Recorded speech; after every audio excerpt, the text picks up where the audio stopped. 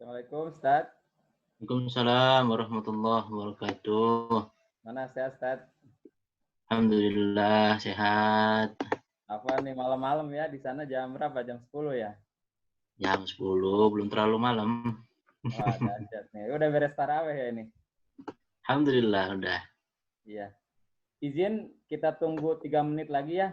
8:05. Ya, insyaallah, Ya, insyaallah. supaya nanti mudah-mudahan ada beberapa teman-teman yang hadir lagi. Ya. Siap.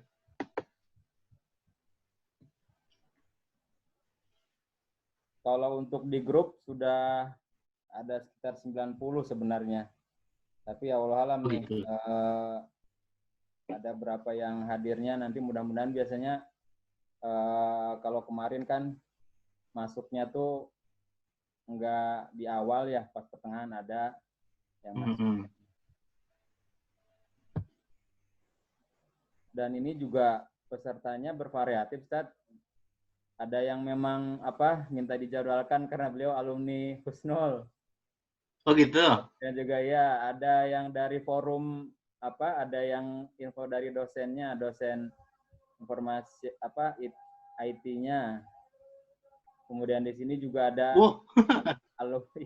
ada yang dari UTS, saya lihat tadi Universitas Teknologi Sumbawa sampai ternyata informasinya. Iya. Ada juga ini yang satu alma mater di S1 tadi di ITB ada juga. Oh gitu. Iya. Wah. Mudah-mudahan malam ini lancar ininya. Jaringannya kemarin waduh. Saya bingung tuh. Sampai 10 kali putus. Masya Allah. Baik, 1 menit lagi biar nanti kita rekod.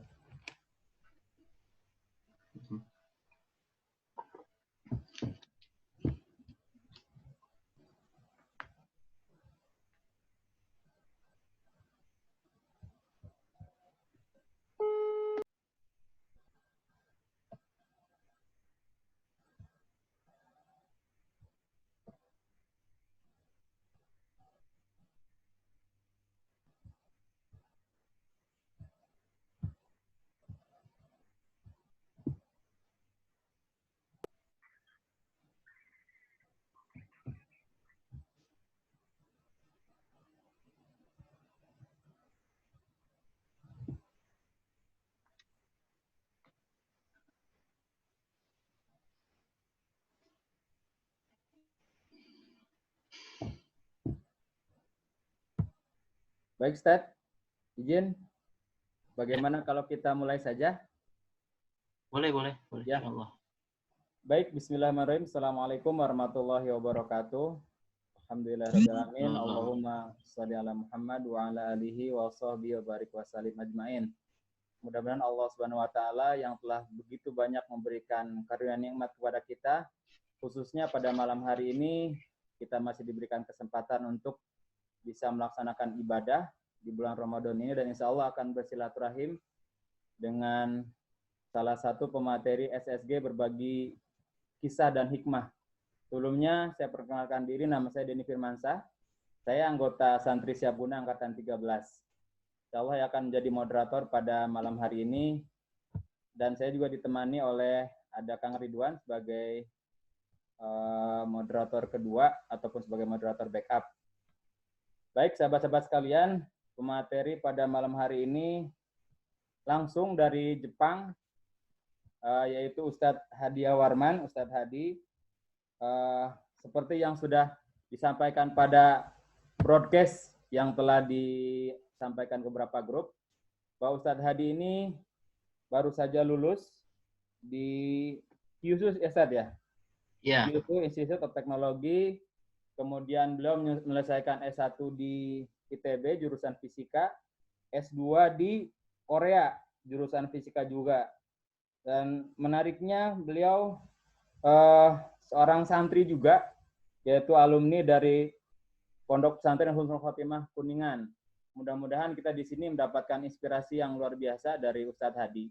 Baik, untuk memulai kita sama-sama ucapan basmalah Bismillahirrahmanirrahim. Bismillahirrahmanirrahim. Baik, tafadhol pada Ustadz Hadi, waktunya dipersilakan. Tafadhol Ustadz.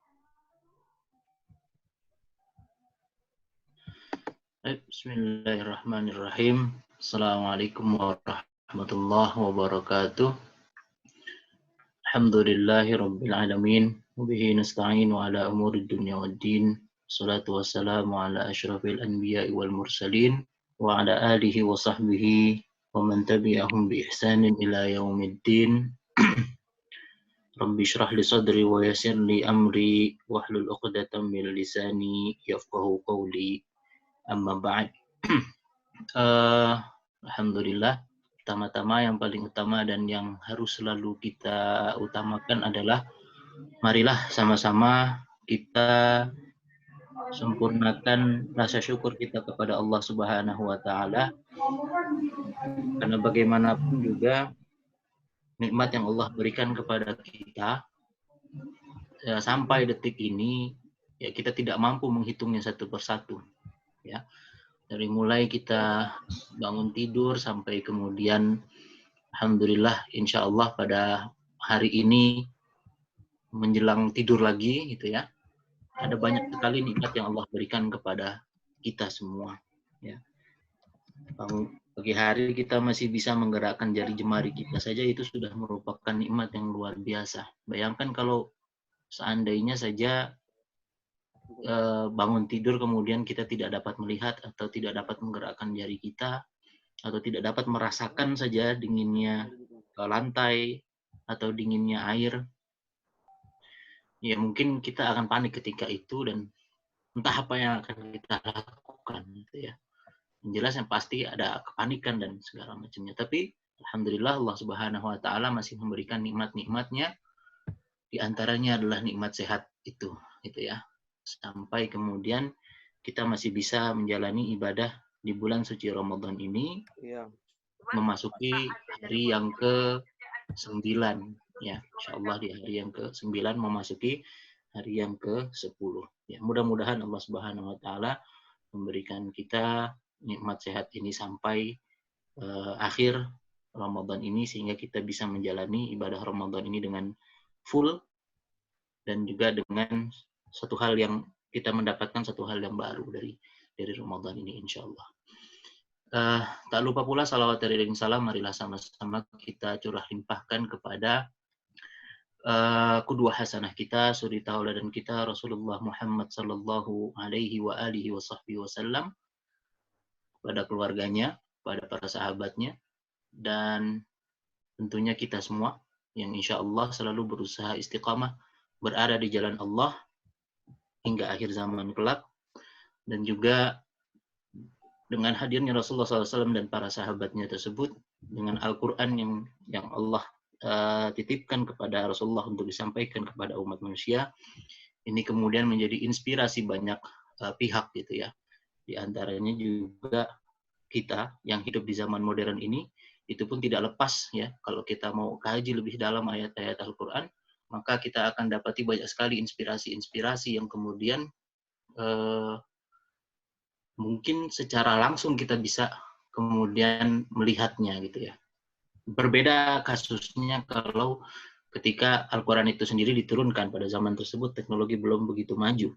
Tapi saat ini, begitu teknologi cukup maju gitu ya, maka ada beberapa perbedaan. Makanya kemudian pada kesempatan kali ini saya mengambil tema, kita mengambil inspirasi dari otak manusia untuk pengembangan robot cerdas. Ini sebenarnya tema yang kemudian saya pelajari selama menempuh pendidikan doktoral di Jepang gitu ya. Saya ingin berbagi. Namun karena di sini tadi disampaikan oleh moderator bahwa pendengarnya beragam, jadi saya ambil satu kalau kita berada di sebuah sebuah forum katakanlah, atau sebuah komunitas yang di dalamnya situasi atau kondisinya sangat beragam, maka kita ambil satu pengetahuan yang mendasar yang bisa dipahami dengan mudah oleh semua orang. Makanya kemudian di dalam insyaallah di dalam agenda pada malam hari ini, saya ingin mengambil satu poin-poin, beberapa poin lah ya, tidak hanya satu, tapi beberapa poin yang kemudian mudah kita pahami, dan ini menjadi satu pengetahuan tersendiri bagi kita nantinya, ya, baik nanti yang berlatar belakang apapun, mudah-mudahan bisa menangkap ide ini dengan mudah gitu ya. Kita awali dengan sebuah ayat. Saya akan buka dengan sebuah ayat di dalam Al-Quran surat Fussilat ayat 53. A'udzubillahi minasyaitonirrajim. Sunurihim ayatina fil afaqi wa fi anfusihim hatta yatabayyana lahum annahu al-haq. Awalam yakfi bi rabbika annahu ala kulli syai'in syahid. Kata Allah Subhanahu wa taala, kami akan perlihatkan kepada mereka tanda-tanda kekuasaan kami. Ya. Tanda-tanda kekuasaan kami di segala wilayah bumi dan pada diri mereka sendiri, hingga jelas bagi mereka bahwa Al-Quran itu adalah benar. Tiadalah cukup bahwa sesungguhnya Tuhanmu itu menjadi saksi atas segala sesuatu. Surat Fussilat ayat 53. Nah, ini saya garis bawahi, stressing point-nya ada pada diri sendiri. Ya. Kalau tadi ada ada di judulnya ada otak, inspirasi dari otak. Otak itu kan manusia punya otak. Nah, pada diri sendiri itu salah satunya adalah otak itu sendiri. Inspirasi apa yang bisa kita dapatkan dari otak kita? Mungkin kalau kita berpikir lagi simpel-simpel saja, oh otak itu begini. Tapi padahal kalau mau kita kaji lebih dalam lagi, ada hal-hal yang sangat menarik, yang kemudian ini menjadi sumber inspirasi para ilmuwan di dunia untuk membangun sebuah teknologi baru seperti itu. Nah, namun sebelum ke sana, lebih jauh, saya ingin memperkenalkan diri. Kalau tadi sudah diperkenalkan, tapi tidak ada salahnya kemudian saya refresh sedikit beberapa tentang diri saya gitu ya. Nama saya Hadiah Warman, ya lahir tahun 86, dan sebagaimana tadi yang sudah disampaikan oleh moderator bahwa ya saya menempuh pendidikan dari mulai TK sampai kemudian saat ini sudah di jenjang S3 gitu ya di Jepang. Mengawali dari TK kemudian SD, lalu masuk ke pesantren selama 6 tahun, kemudian masuk ke jurusan Fisika ITB. Sebenarnya agak kurang nyambung, tapi itulah hidup gitu ya. Kalau bisa dikatakan itulah hidup. Awalnya juga memang tidak ada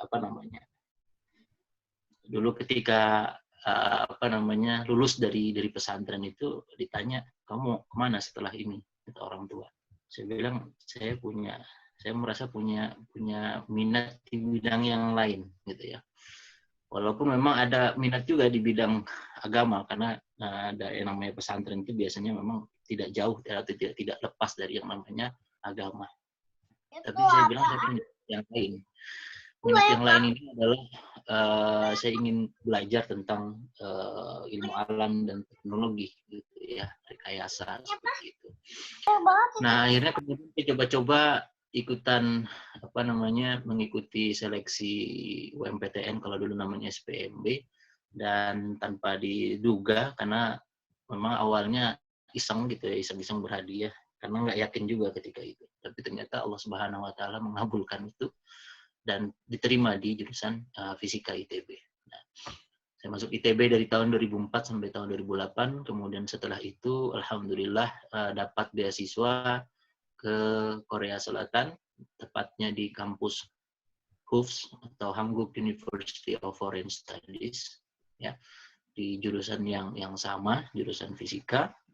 Kemudian sampai tahun 2011 kemudian saya bekerja masih di Korea Selatan, bekerja sebagai peneliti di salah satu perusahaan di Korea Selatan dari tahun 2012 sampai tahun kurang lebih di awal 2015 atau akhir 2014 gitu ya.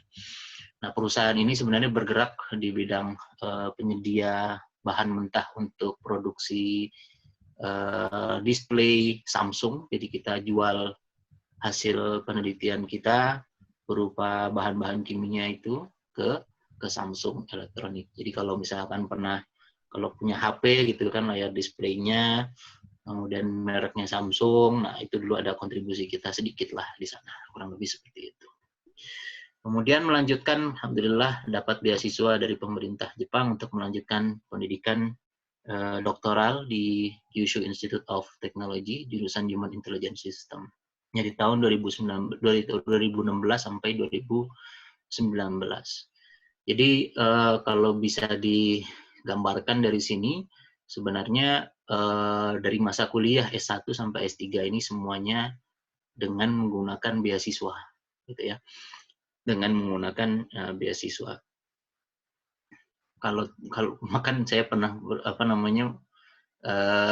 merenung gitu ya. Mungkin kalau tanpa beasiswa saya nggak kuliah. Tapi alhamdulillah ada beasiswa gitu. Mulai dari S1 di Bandung dulu juga dapat beasiswa, alhamdulillah.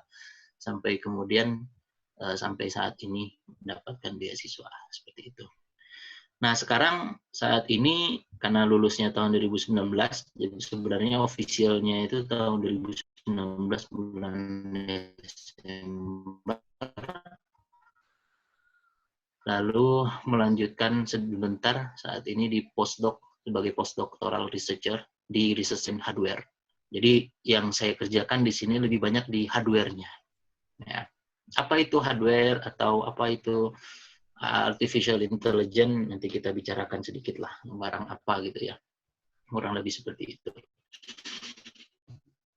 Nah, kenapa kemudian saya melanjutkan? Mungkin ada yang bertanya-tanya, untuk apa sih kita kuliah tinggi-tinggi sampai jenjang S3 misalkan, atau S2 atau yang lain sebagainya. Sebenarnya adalah inti daripada pendidikan itu, ya, semakin tinggi kita menepati jenjang pendidikan, itu seharusnya membentuk pola pikir kita. Jadi kalau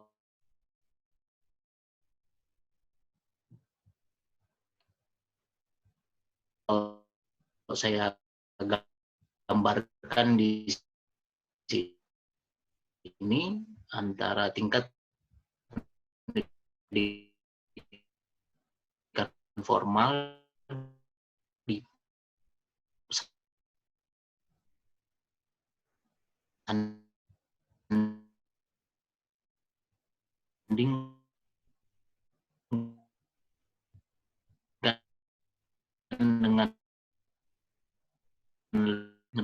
mengingat, memahami, dan kemudian mengamalkan atau mempraktekkan ke dalam kehidupan sehari-hari.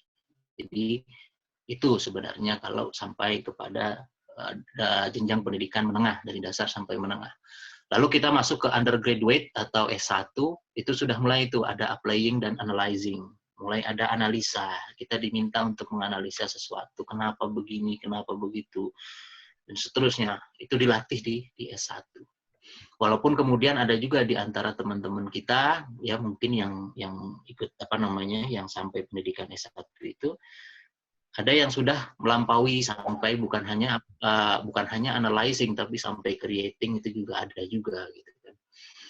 Nah, gitu sampai kemudian graduate school S2 dan S3, nah itu baru tambah satu lagi, creating to contribute.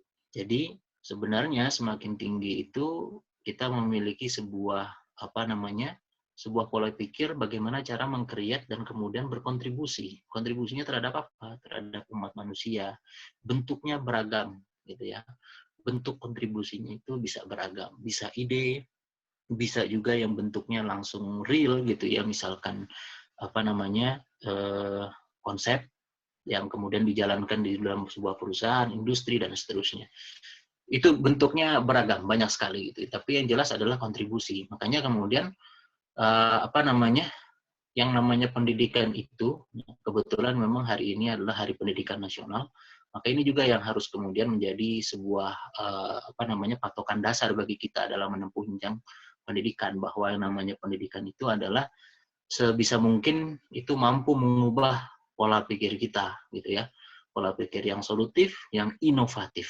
Inovatif ini yang kemudian meningkatkan daya saing kita terhadap bangsa yang lain, gitu ya. Kalau kita ambil dalam skala negara, kemudian kontributif, gitu ya, kontributif dalam menyelesaikan permasalahan yang ada, gitu ya.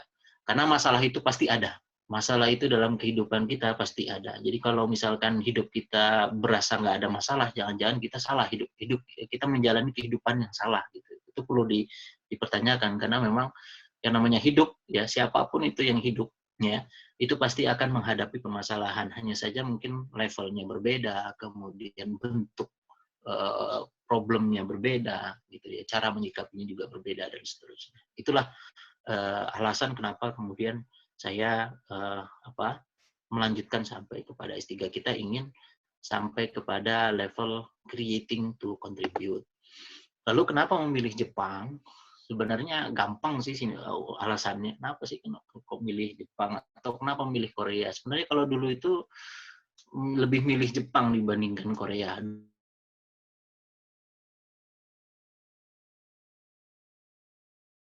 Dulu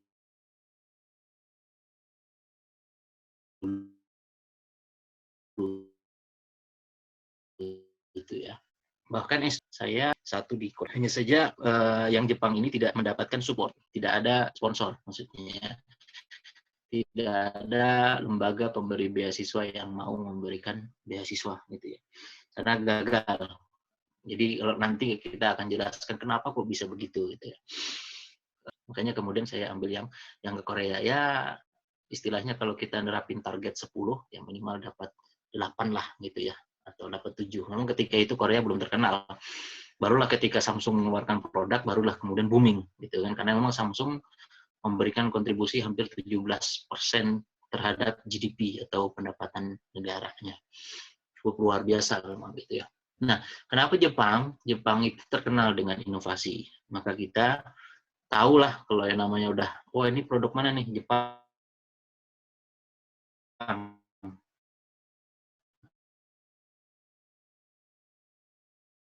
Wah,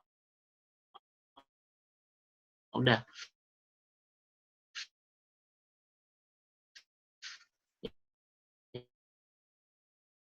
Yang ada di benak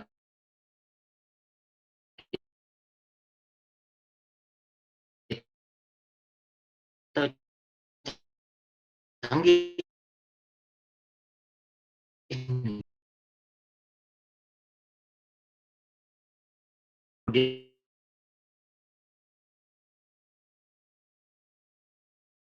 Dia terkenal dengan budaya, dekat dengan budaya Indonesia, ya, dekat dengan budaya Indonesia. Bahwa dulu kita pernah dijajah ya oleh Jepang, seperti itu. Nah, yang tanda merah itu adalah lokasi di mana saya tinggal, yaitu di di Pulau Kyushu. Jadi di bawah ini adalah pulau namanya Pulau Kyushu. Kemudian di paling ujung sini pucuknya itu adalah Kita, atau Kita itu bahasa Jepang artinya utara. Paling utara namanya Kita Kyushu.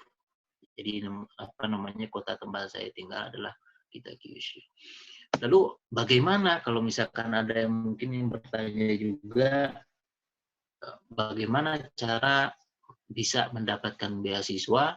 Sebenarnya simpel sih caranya. Banyak sekali informasi-informasi tentang beasiswa gitu ya. Bahkan saya suka posting juga kadang-kadang di Facebook saya. Itu suka saya posting ada pengumuman beasiswa gitu ya. Tapi kalau mau cari tinggal buka saja website Kedutaan Besar Jepang gitu ya di Indonesia. Itu nanti ada di bagian informasi kebudayaan dan pendidikan, itu ada banyak sekali gitu ya. Ada yang untuk S1, ada S2, ada S3, ada yang kemudian tanpa gelar gitu ya. Yang tanpa gelar itu seperti misalkan training-training gitu ya. Kemudian ada yang setara dengan D3 dan seterusnya. Itu ada semua di sana dengan besaran nominal beasiswanya berapa besar gitu dan seterusnya gitu ya. Nah, adapun gambar yang di samping ini sebenarnya menggambarkan bahwa ketika kita ingin apply beasiswa dan sekolah ke luar negeri, maka ada dua hal yang perlu diperhatikan. Ada dua lembaga yang kemudian harus kita apply. Pertama adalah kita harus cari kampus atau sekolahnya. Kita mau sekolah di mana, di kampus mana. Dan yang satu lagi adalah lembaga penyedia beasiswa. Jadi dua ini adalah terpisah, tidak menjadi satu paket. Jadi jangan pernah beranggapan bahwa ketika kita sudah diterima di satu sekolah, kemudian sudah otomatis dapat beasiswanya. Itu belum. Antara beasiswa dengan kampus itu dua hal yang terpisah, tidak berhubungan satu sama lain gitu ya. Jadi kita harus aktif di dua-duanya gitu, mencari info di kampusnya maupun juga mencari informasi tentang penyedia penyedia beasiswa. Di antara penyedia beasiswa yang sifatnya negeri, artinya dari pemerintah, saya cantumkan di sini misalkan dari Indonesia ada LPDP, kemudian dari Jepang ada Max gitu ya, atau Monbuka Gakusho, dan yang dari Korea ada KGSP gitu ya. Ada banyak yang lainnya sebenarnya, bahkan ke Eropa pun banyak sebenarnya. Tapi pada intinya kurang lebih seperti ini, baik di Eropa maupun di Asia, sama lah kurang lebih sistemnya seperti ini. Dokumen-dokumen standarnya kurang lebih 5, ada identitas diri, akademis, ya, catatan akademisnya bagaimana, kemudian bagaimana komunikasi kita dibuktikan dengan skor TOEFL atau TOEIC, dan yang lain sebagainya. Kemudian ada surat rekomendasi, dan ada rencana studi. Nah, ini penting gitu ya, bahwa setiap kita apply beasiswa itu selalu diminta rencana studinya apa gitu ya.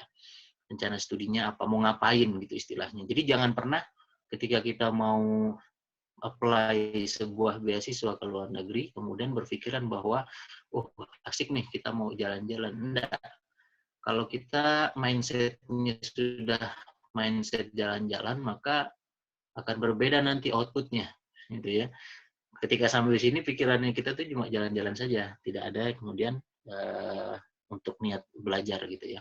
Nah itu yang berbahaya sekali gitu. Makanya ketika mau belajar, benar-benar mau belajar, maka niatkanlah benar-benar kita ingin belajar di negeri tersebut, mengambil ilmu dari negeri tersebut. Ya, apa enaknya? Nah, ada beberapa suka duka sebenarnya hidup di luar negeri, terutama kalau saya sudah hampir 10 tahun di luar negeri berarti ya. Di Korea dan di Jepang, kemudian sempat jalan-jalan di Eropa kemarin 2018 ke Belanda, Ceko, Jerman, ya itu sempat jalan-jalan juga sebulan di sana. Nah ada beberapa suka dan dukanya sebenarnya. Di antara dukanya, saya sebutkan dukanya dulu, bahwa dukanya adalah bagi yang tentunya jauh dari keluarga. Ya, jadi kalau ada apa-apa ini memicu kita untuk hidup lebih mandiri di sini, mengatur keuangan sendiri, mengatur makan sendiri, mengatur pola hidup sendiri dan seterusnya. Itu dukanya.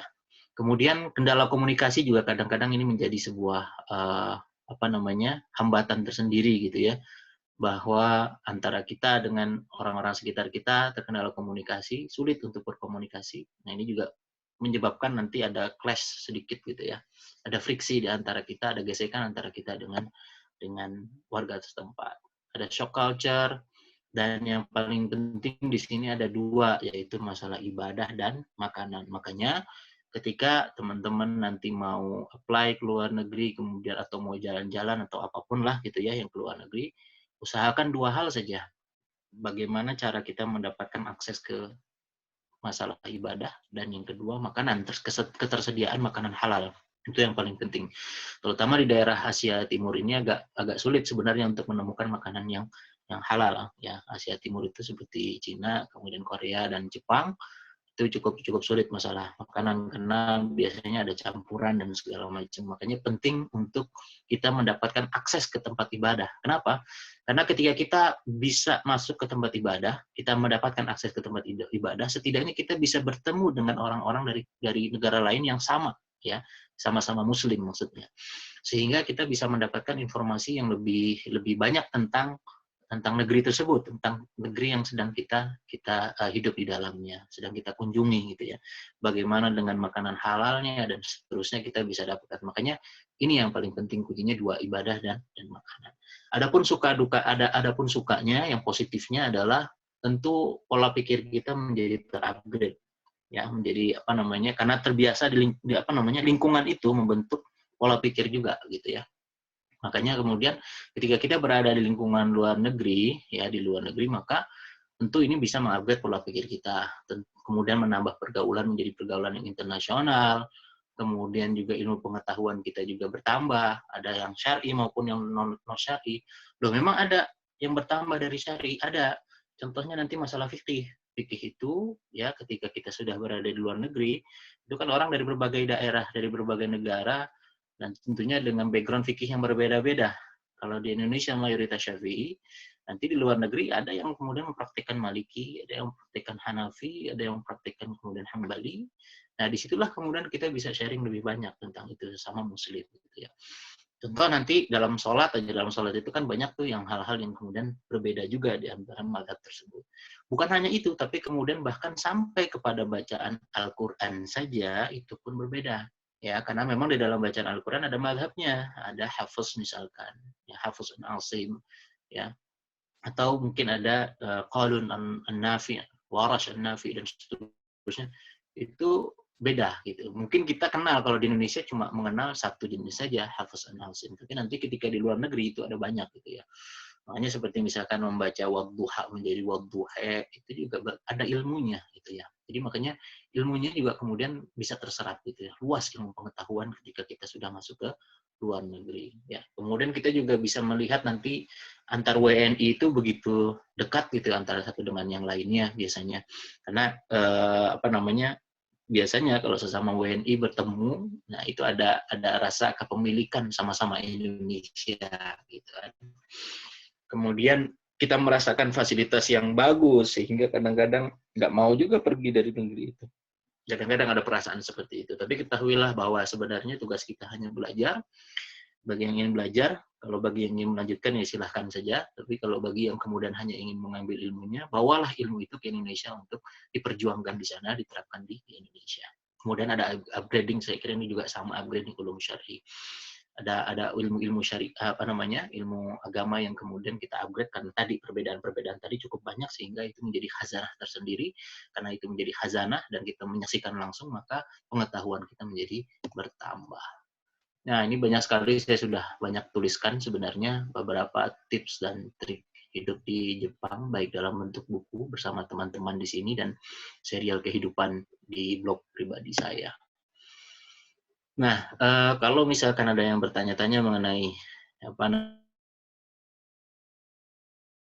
namanya kehidupan di apa saja sih kegiatan keislaman di di Jepang, ini saya kasih gambaran sedikit saja bahwa di lokasi kami karena memang belum ada masjid. Nah, inilah yang kemudian kegiatan-kegiatan yang kami lakukan gitu ya. Ada subuh keliling ya. Kita keliling nih karena belum ada masjid, keliling aja dari satu rumah ke rumah yang lain misalkan. Kemudian pengajian juga gitu kan. Pengajian yang ala kadarnya, ini masak sendiri gitu kan. Ya, tempat siapa yang siap untuk ketempatan gitu kan. Yang penting adalah ngajinya ada gitu kan. Bahkan sampai sedingin apapun kita tetap datang gitu ya. Kita upayakan untuk datang malam-malam seperti itu. Ini yang kemudian kita lakukan di kita Kyushu. Juga ada kemudian pernah kita lakukan juga ini pengajian khusus anak muslim di Jepang. Ini hasil dengan anak-anak Jepang yang muslim yang belum tersentuh dengan Al-Qur'an. Nah, kemudian kita ajarkan juga dengan pengajar-pengajarnya swadaya masa Indonesia. Kita juga pernah mengenalkan kegiatan Islam itu kepada orang Jepang gitu ya. Bahkan kita langsung bawa Qur'annya dan bawa alat-alat sholat segala macam untuk kita praktekkan di depan mereka supaya mereka tahu bagaimana Islam dan mereka cukup antusias sampai waktu itu tempat duduk itu kurang gitu. Melebihi kapasitas yang telah disediakan. Kita kenalkan bagaimana Al-Quran itu dan apa isinya dan segala macamnya. Ya. Kemudian juga buka bersama, kita undang mereka semua dalam nuansa keakraban, kita kenalkan Islam seperti apa, ya. Makanan-makanan halal juga kita kenalkan kepada mereka, gitu ya, dan seterusnya dan seterusnya. Ini adalah diantara aktivitas-aktivitas yang kemudian kita lakukan selama berada di Jepang ini, gitu ya, seperti itu. Baik, mungkin selanjutnya adalah saya ingin kenalkan sedikit tentang proyeksi Jepang tentang Society 5.0 yang mungkin sudah banyak beredar informasi seperti ini, gitu ya. Nah, di Society 5.0 adalah sebuah proyeksi yang kemudian ingin diwujudkan oleh pemerintah Jepang. Problem utama yang kemudian dihadapi kenapa harus ada atau latar belakang yang kemudian mengharuskan mereka mendevelop atau mengembangkan teknologi sampai kepada Society 5.0, kalau di kita kan baru sampai 4.0 gitu ya. Nah, mereka ingin karena mereka sekarang menghadapi beberapa problem, diantaranya adalah usia non produktifnya cukup tinggi dibandingkan usia produktif. Adalah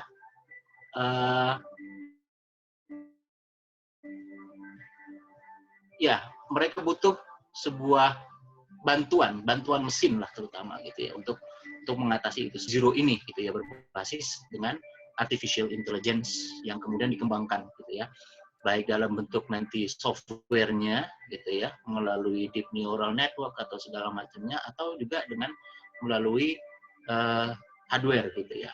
Nah, ini baru idenya seperti itu konsep awalnya. Nah, ini kurang lebih nanti Society 5.0 itu seperti ini gitu ya, bayangannya di benak mereka orang Jepang.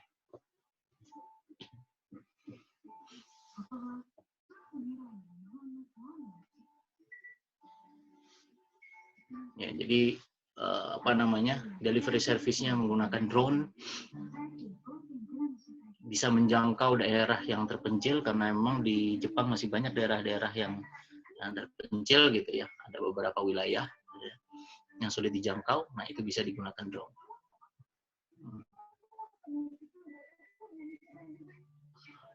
Nah, ini ada AI speaker, kemudian ada kesehatan juga menggunakan itu, telemedicine.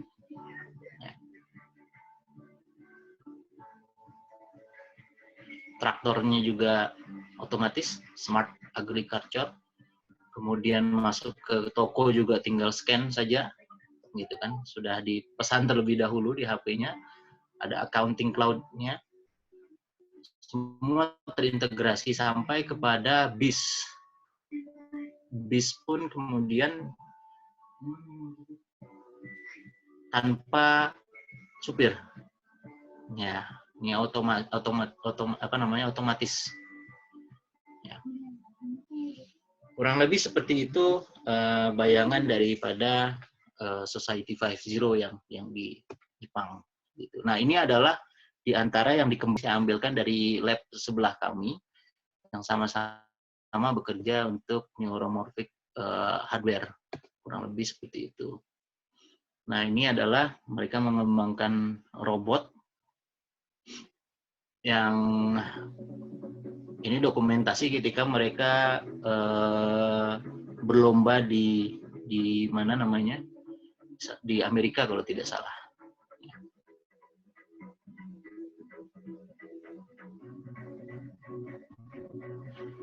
Jadi yang dikembangkan oleh kampus kami salah satunya adalah bagaimana robot itu mampu mengenali bentuk, kemudian nah ini kita bisa lihat ini robotnya seperti ini ya. Robotnya masih seperti itu dalam tahap pengembangan memang.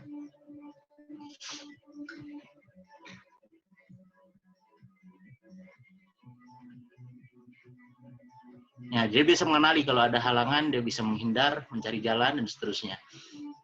Salah satunya itu.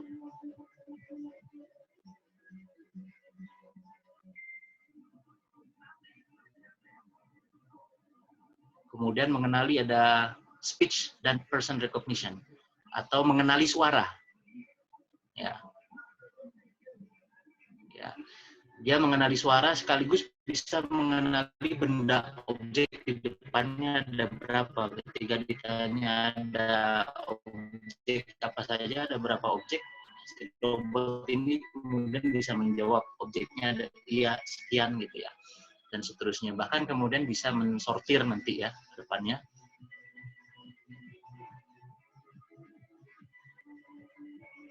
Ya, dia bisa sortir makanan gitu ya. Ya, ini semua sebenarnya inspirasinya dari otak, karena kalau kita mau lebih memikirkan bagaimana otak kita bekerja, kenapa kok otak kita bisa bekerja sampai sedetail detail, nah kita bisa mengamati, mempelajarinya dari robot ini sebenarnya seperti itu. Ya, dia disuruh ngambil makanan yang ada di dekat sink. Sink itu dekat semacam wastafel gitu, tapi yang di dapur. Untuk mengambilkan makanan. Memang bentuknya masih sederhana karena ini masih prototype gitu ya.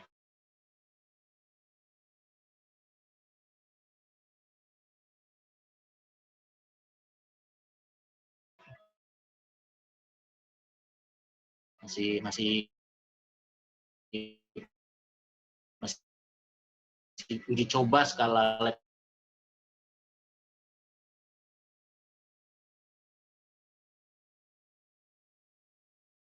kecil gitu ya.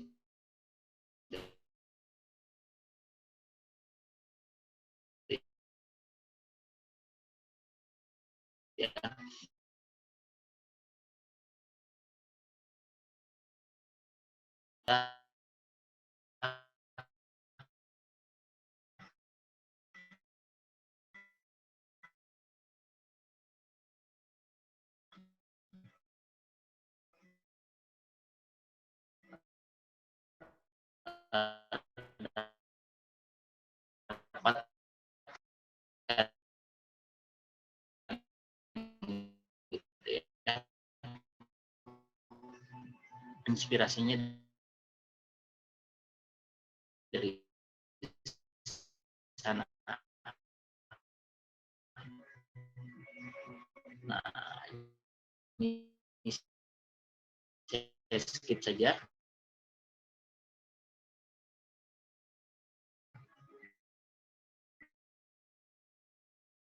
Karena agak lama ini. Itu bisa sekecil sekarang, bahkan komputer itu sudah di genggaman kita melalui smartphone gitu kan. Tapi ini semua sebenarnya adalah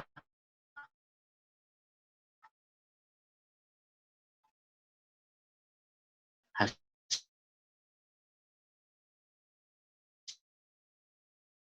daripada inovasi. Nah, luar biasa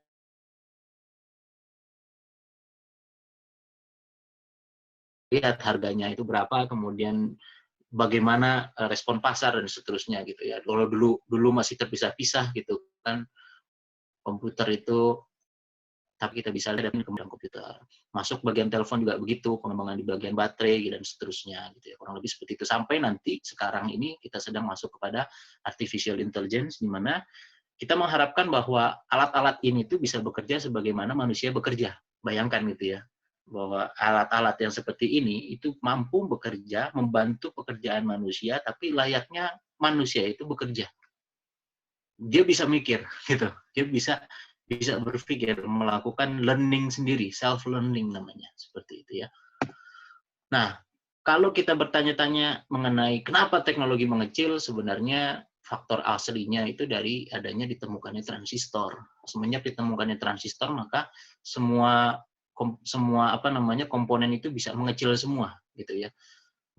Semua karena komponennya mengecil, maka kemudian kita akan mendapati bahwa teknologi komputer itu kemudian berevolusi sampai akhirnya kita mendapatkan teknologi yang sampai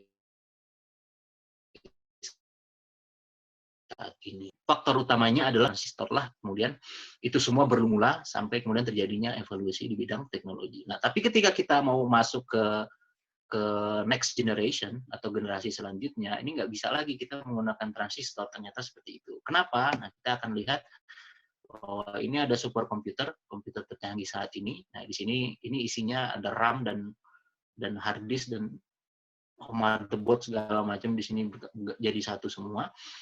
Permasalahannya adalah bahwa ternyata ini semua itu mengambil daya cukup besar, sekitar 15 juta watt. Cukup besar, besar sekali, tapi luar biasa memang performanya untuk saat ini itu cukup canggih. Nah, ini pun masih terlalu besar, makanya kemudian orang berpikir, bagaimana dengan otak?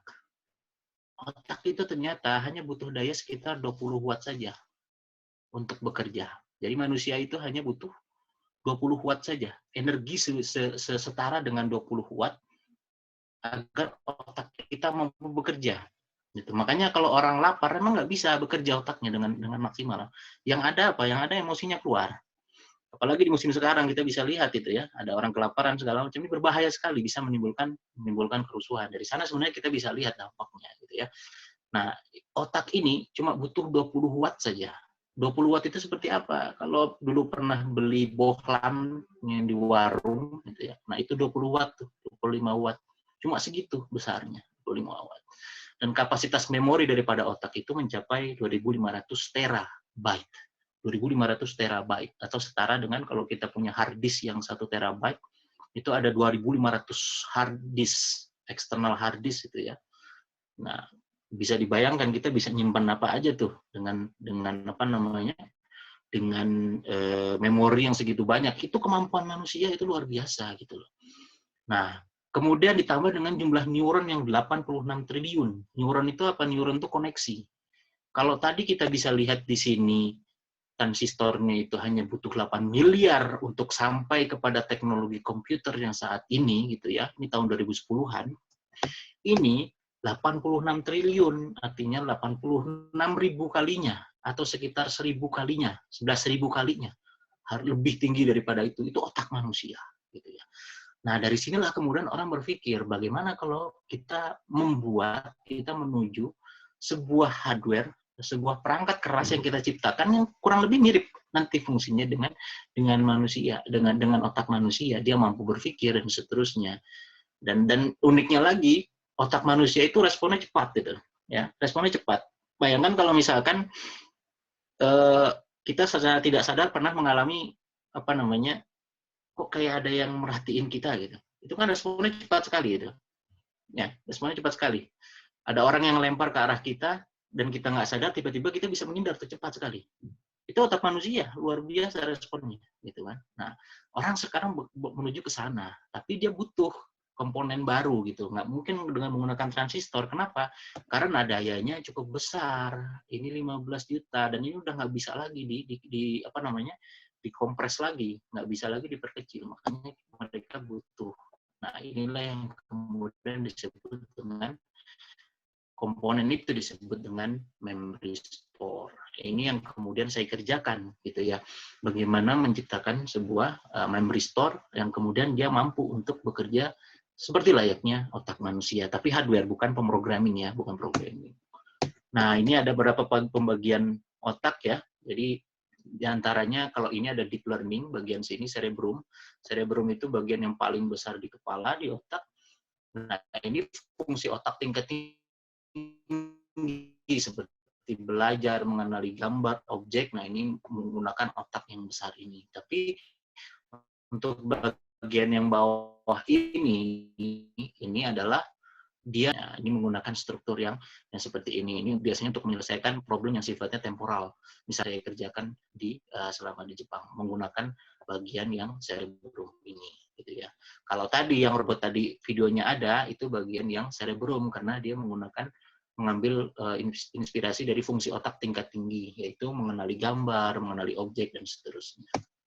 Nah, ini di antara yang lain yang terinspirasi dari otak adalah pertama dari neuroscience. Pengembangan neuroscience juga menjadi lebih maju saat ini gitu ya. Ini biasanya profesi-profesi seperti dokter syaraf, bedah syaraf, ini mereka tahu sekali bagaimana kemudian syaraf otak itu bekerja. Dan dari situ juga nanti dari otak ini juga ternyata pengembangannya juga masuk kepada ranah psikologi. Kalau pernah buka YouTube kemudian dengar apa namanya kajiannya Dr. Aisyah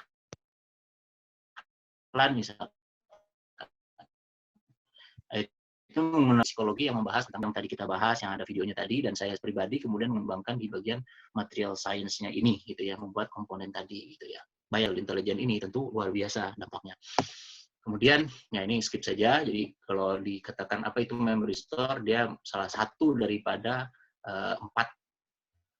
tiga ya. Ini ada resistor, kemudian ada kapasitor, ada induktor. Maka yang terakhir adalah resistor. Ini baru dicetuskan tahun 1971. Nah, untuk sampai pasar tentu ada proses yang luar biasa gitu ya. Kalau kita baru di skala lab kampus, itu masih fundamental teori saja, tapi belum masuk kepada industri dan belum masuk ke sana. Jadi ini stepnya masih jauh memang. Diprediksi mungkin sekitar 10-20 tahun lagi mungkin baru bisa ada produknya.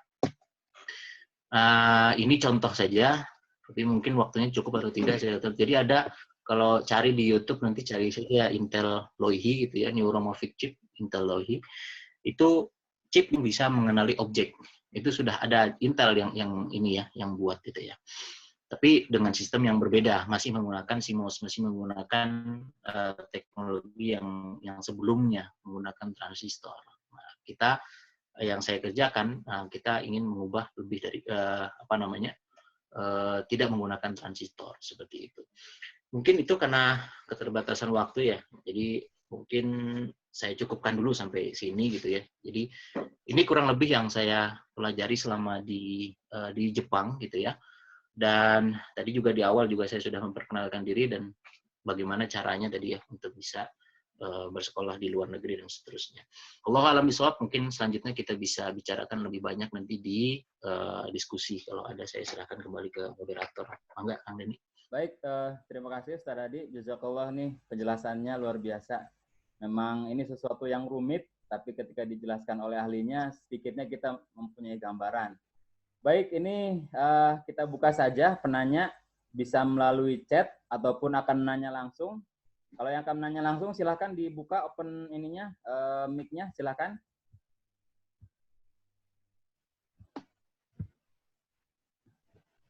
Atau melalui, nah ini Ustaz, saya bacakan yang di chat.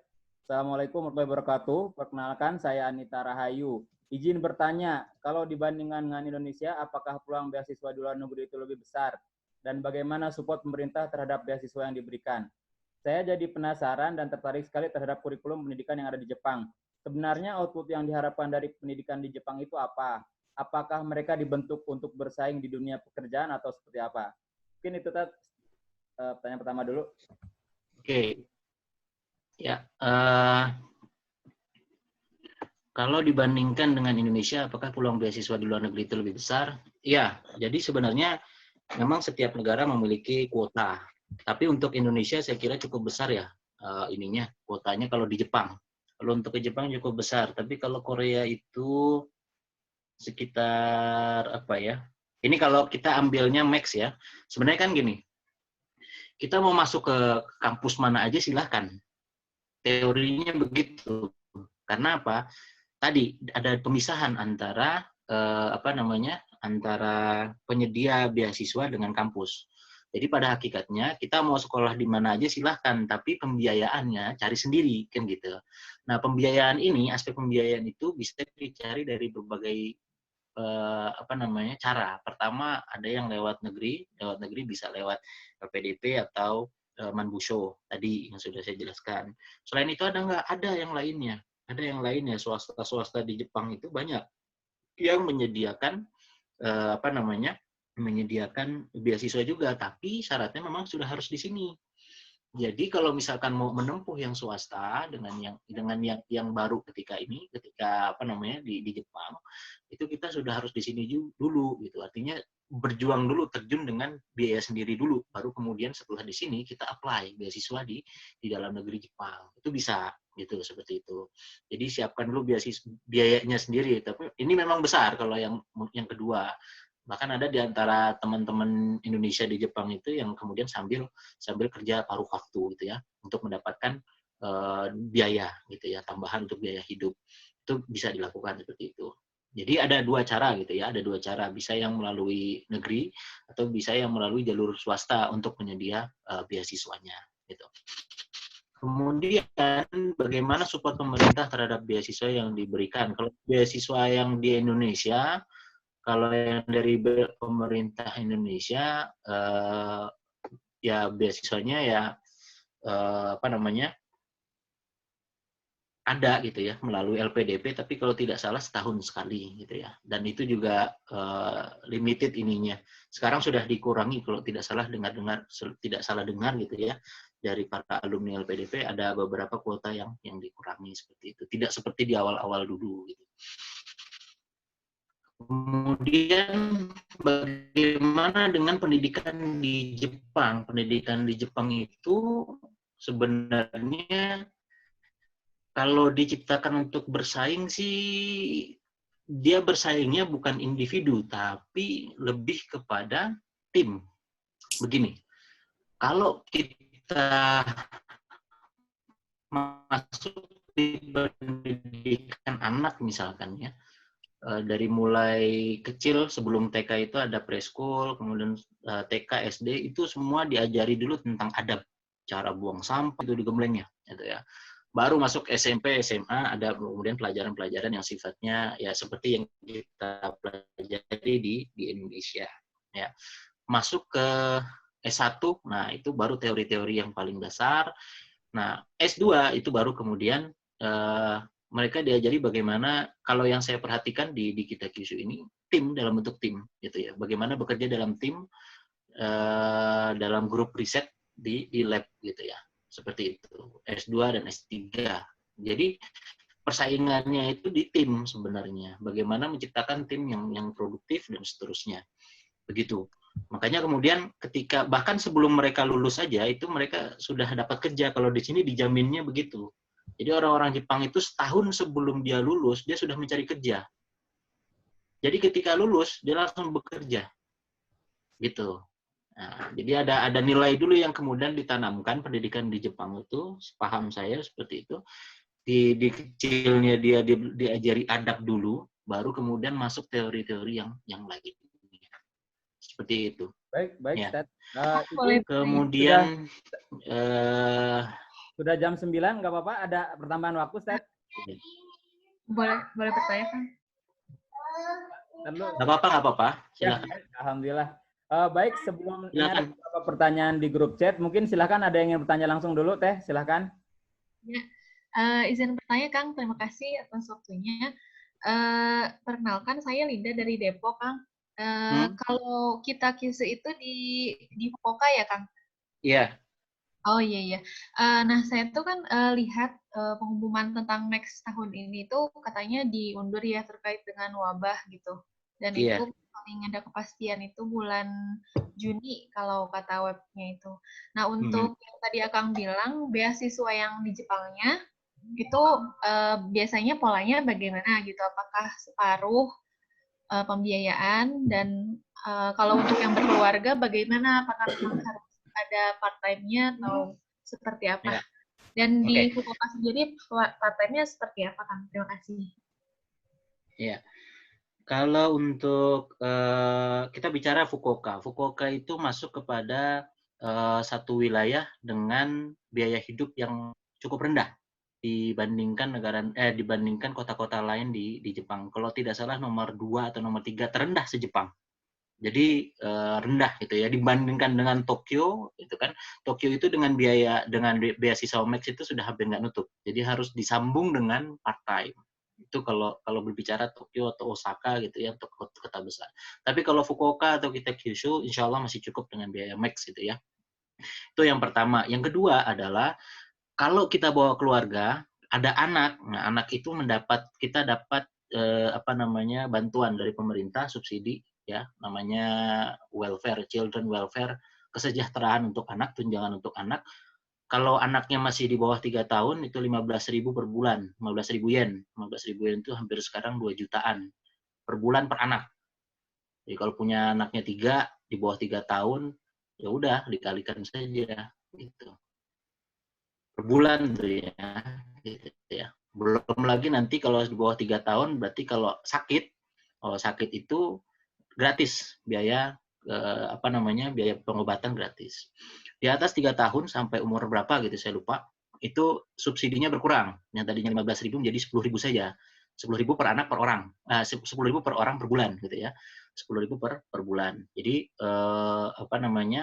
biaya kesehatannya itu kemudian disupport dalam sebulan itu cuma bayar 600 yen saja. Mau berapa kali bolak-balik ke rumah sakit, pokoknya sekali bayar 600 udah gitu aja. Bebas gitu. Dapat obat dan segala macamnya bebas. Seperti itu. Itu untuk anak ya, privilege anak. Kalau masuk sekolah preschool itu juga ada kalau tidak salah keputusan yang baru bulan Oktober kemarin adalah Oktober 2019 itu sudah digratiskan lagi untuk biaya sekolah preschool kalau tidak salah preschool atau TK gitu itu sudah sudah digratiskan oleh pemerintah Jepang gitu. Jadi itu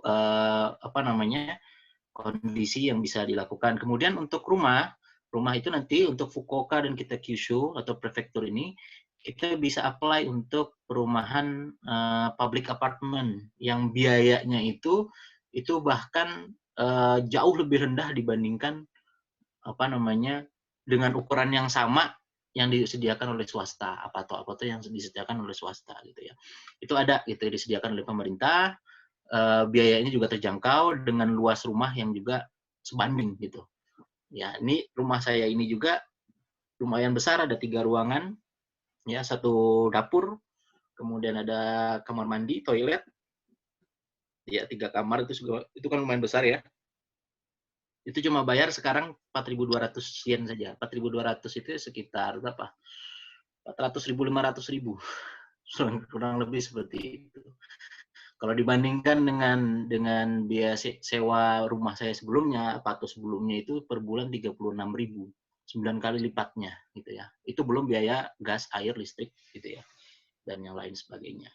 Jadi saya kira kalau Fukuoka agak lebih terjangkau ya dari sisi pembiayaan. Itu bisa nanti dicek aja di website saya, di blog saya tulis tuh biayanya berapa gitu ya, ada perhitungannya detail di sana. Kemudian apakah kemudian bulan Juni itu untuk sementara saya nggak tahu ya apakah bulan Juni memang sudah bisa gitu atau nggak tahu juga gitu, saya belum dengar lagi. Memang untuk sementara masih ditutup, bahkan yang sudah mendapatkan beasiswa saja visa-visanya kemudian dibatalkan dulu sementara waktu dari pemerintah Jepang seperti itu ya. Baik, itu mungkin mudah-mudahan bisa menjawab. Baik, Stat, ini sudah ada beberapa pertanyaan di chat. Ini mungkin saya bacakan, Stat, yang pertanyaan kedua. Assalamualaikum, Kang Hadi. Saya mau bertanya, saya satu alma mater dengan Kang Hadi di HK, Husnul Khotimah. Untuk S3 ilmu sosial, apakah peluang beasiswanya lebih kecil atau sama saja dengan ilmu sains? Apakah perlu supervisor terlebih dahulu? Terima kasih. Ya, pada hakikatnya yang namanya beasiswa karena kalau dia disediakan atau di-provide oleh sebuah lembaga, misalkan kementerian ya dengan Max tadi, maka jumlahnya sama apapun bidangnya. Jumlah besarannya sama. Jadi kalau Max itu untuk S3 itu kurang lebih sekitar 145.000 misalkan ya. 45.000 atau lebih sedikit. Nah, itu akan sama semua jurusan segitu gitu, rata di semua Jepang. Kurang lebih seperti itu. Nah, apakah kemudian perlu supervisor terlebih dahulu? Ya. Makanya kalau tadi saya gambarkan ada 2 gitu ya. Kita harus cari kampus dulu ya. Baru kemudian pada saat yang bersamaan kita mencari sumber fundingnya atau beasiswanya, maka yang ke kampus itu adalah kita menghubungi profesornya, supervisornya siapa. Supaya apa? Setidaknya nanti kita bisa dapat rekomendasi. Ada tadi kan beberapa syarat dokumen ya. Nah, kita bisa minta rekomendasi dari beliau salah satunya. Kalau beliau bersedia untuk menuliskan rekomendasi, itu mudah jalannya. Gitu. Kalau di Jepang seperti itu. Makanya mudah jalannya itu dalam artian peluang keterimanya sudah di atas 50% lah. Peluang keterimanya seperti itu. Ya. Beasiswanya diterima itu juga seperti itu. Jadi perlu supervisor juga. Makanya harus dicari gitu supervisor itu gitu ya. Nah, ini saya kenal kayaknya Muhammad Muhajir Amini ya. Baik, Ustaz, berarti junior nih kayaknya nih. Baik, izin satu lagi sebelum diselang dengan pertanyaan langsung, ini dari Kang Fuadi. Ini juga satu alamat dari ITB juga, ini teman teknik fisika. Beliau tanya di chat, Kang, untuk memory store ini sekarang baru tahap penelitian ya? Bahan bakunya apakah tersedia di Indonesia? Di Indonesia sendiri riset ini apakah sudah berkembang? Kang Hadi sendiri rencana berkarir di luar negeri atau pulang ke Indonesia? Padahal. Wah, banyak nih. Oke, untuk memory store itu memang masih dalam tahap penelitian. Apakah sudah ada yang fabrikasi gitu ya, sudah tahap di industri? Terakhir saya baca beritanya ada yang sudah memproduksi itu memory store, ada gitu ya. Tapi mostly itu masih dalam tahap penelitian di kampus. Jadi belum masuk. Kalaupun ada itu mungkin yang versi stabilnya, karena memang ketika kita mau memproduksi sesuatu gitu ya, yang sifatnya sudah masuk ke industri, mass production segala macam, maka ada terutama kompatibilitasnya itu juga harus diperhitungkan, kemudian juga stabilitasnya dan seterusnya, ada banyak aspek yang harus diperhitungkan. Nah, makanya kemudian sampai saat ini memang masih banyaknya itu di konsep, masih banyaknya di penelitian-penelitian skala lab dengan sekian banyak ya. Sebenarnya kalau memory store itu dari sekitar tahun 20 tahun yang lalu lah, 90-an itu sudah mulai penelitiannya, tapi memang sampai sekarang belum final gitu ya, belum ada yang kemudian ya memang ada klaim-klaim gitu ya, tapi masuk gitu ya sebenarnya. Nah, bahan bakunya apakah tersedia di Indonesia? Ada, banyak gitu ya. Kalau di Indonesia itu banyak, apalagi di Indonesia itu banyak bahan-bahan mineral. Itu saya sendiri menggunakan silver nanoparticle.